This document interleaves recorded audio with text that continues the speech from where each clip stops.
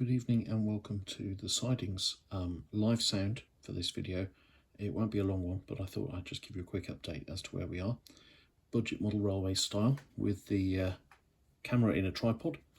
You can see the layout, the full scale of it. I've put a piece of card over at the back here just to seal up the tunnel behind the portal, and you can see the corner here of the bit of cereal box that's holding the retaining wall up at the end of the shunting yard.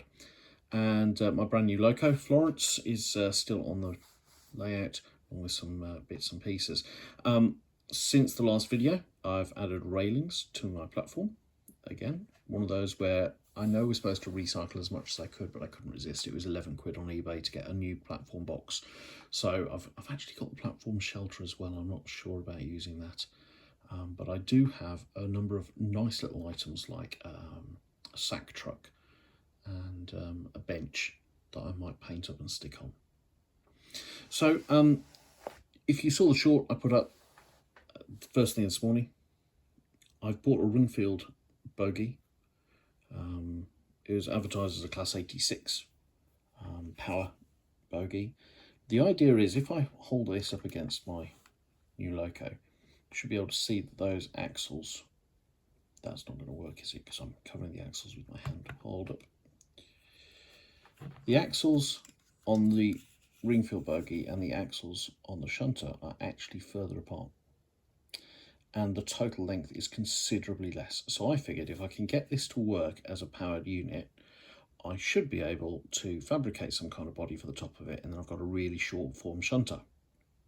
Unfortunately, as I learned to my dismay, I don't know everything yet, and the power taps on the Ringfield motor, one of them, this side goes all the way down into the chassis of the motor and out through these wheels, and then the wheels on the other side have got traction tyres on because they are not electrically connected, and the other side, which for the sake of argument I'm calling positive versus negative, goes to the other bogie in the other end of the locomotive. And of course I don't want the other bogie, I want this. I want this just as its perfectly formed little self. It's even got little clips that I can, you know, use as reference points to create a body for it.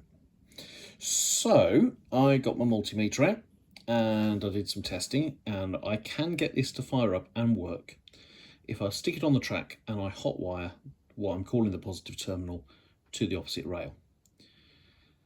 The next thing to do is find out whether or not those wheels with traction tyres on are actually electrically connected to anything else. And the answer is, so far as I can tell, no. Because I can get it to run even after removing the traction tyres. So I hold the traction tyres off. I mean, the whole thing just unclips from the bottom of the assembly here. Got the traction tyres off, run it again, there's no short circuit.